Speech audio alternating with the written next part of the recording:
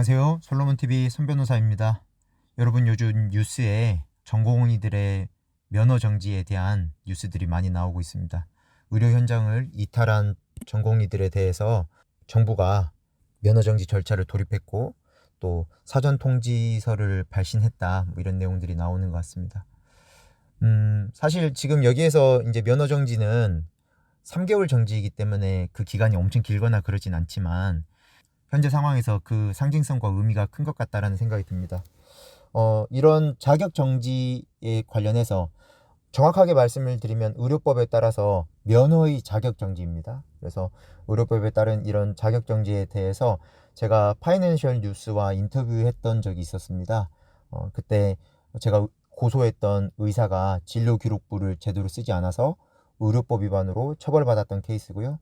그래서 자격정지 15일에 대한 인터뷰를 했었는데요. 그 기사를 한번 제가 설명을 드리고 그 기사를 소개해 드린 이후에는 보건복지부에서 의료인들에게 참고하라고 면허정지나 면허 취소가 되는 그 사례집을 발부한 적이 있었습니다. 그래서 그 사례에 나온 여러 가지 케이스들을 여러분들께 좀 소개해 드리면서 오늘 영상 마치도록 하겠습니다. 일단은 파이낸셜 뉴스 2021년 2월에 제가 인터뷰했던 내용이었습니다. 기사 제목은 진료기록부 상세히 작성해야 한다. 쌍꺼풀 재수술법 제대로 안 쓴 의사가 벌금을 받았다라는 얘기입니다. 본문을 들어가 보면 환자 진료기록부는 다른 병원에서 계속 치료를 받기에 충분할 정도로 상세하게 기재되어야 한다는 법원 판단이 나왔다. 진료기록부 작성 방식을 규정한 법령이 없어서 의사 재량이 인정된다고 여겨져 온 진료기록부 작성의 기준점이 되는 유의미한 판례다. 네, 그렇습니다. 제가 이 사건에서 환자를 대리해서 고소를 했고 그게 인정이 돼서 검사가 기소를 하였고 법원에서 유죄 판단을 받았던 케이스입니다. 그래서 그 의사는 범죄자가 됐습니다. 보건복지부는 진료기록부를 불성실하게 작성한 병원 원장에게 의료법 위반 책임을 물어 자격정지 처분까지 추가로 내린다는 방침이다. 네, 이렇게 기사의 서두입니다. 재판부에서는 판결을 내리면서 구체적으로 어떠한 방법으로 쌍꺼풀 재수술을 실시할 것인지에 대하여 대략적으로라도 방법이 기재되어 있지 않다. 수술 전후에 촬영한 사진만으로는 어떤 방법으로 시술을 했는지 정확하게 유추할 수 있다고 볼 근거가 없다라고 밝혔다.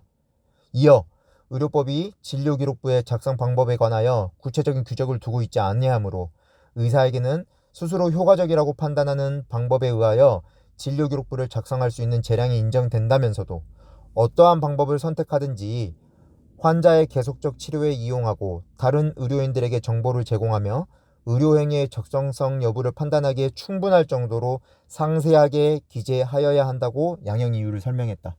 이러한 이유 때문에 벌금을 선고하였다고 그 이유를 기재하고 있습니다.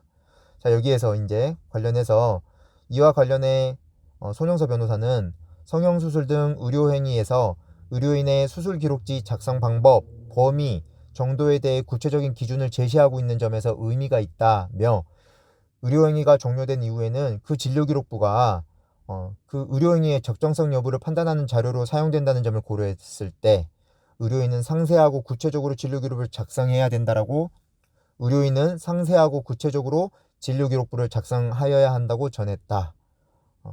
이렇게 해서 이 판결 이후 의료계에서 의무기록지 작성이 더욱 충실하게 이루어질 것이라는 평가가 나오는 이유다. 실제로 제가 이렇게 해서 의무기록지를 제대로 기재하지 않은 의사를 처벌받게 했던 케이스가 널리 알려진 이후로는 정말로 좀 더 성실하게 의무기록지를 작성하는 병원이 많이 늘고 있습니다. 뭐 예를 들어서 제가 2021년에 이렇게 상대방으로 다퉜던 그 병원이 2023년에 다시 그 다른 환자분의 의무기록지를 봤을 때 굉장히 상세하게 그 수술법이라든가 뭐 마취제라든가 여러 사항들이 상세하게 기재되고 좀 더 개선된 그런 경우를 많이 볼 수 있었습니다. 참 다행인 것이죠. 뭐 제가 보람도 느끼기도 합니다.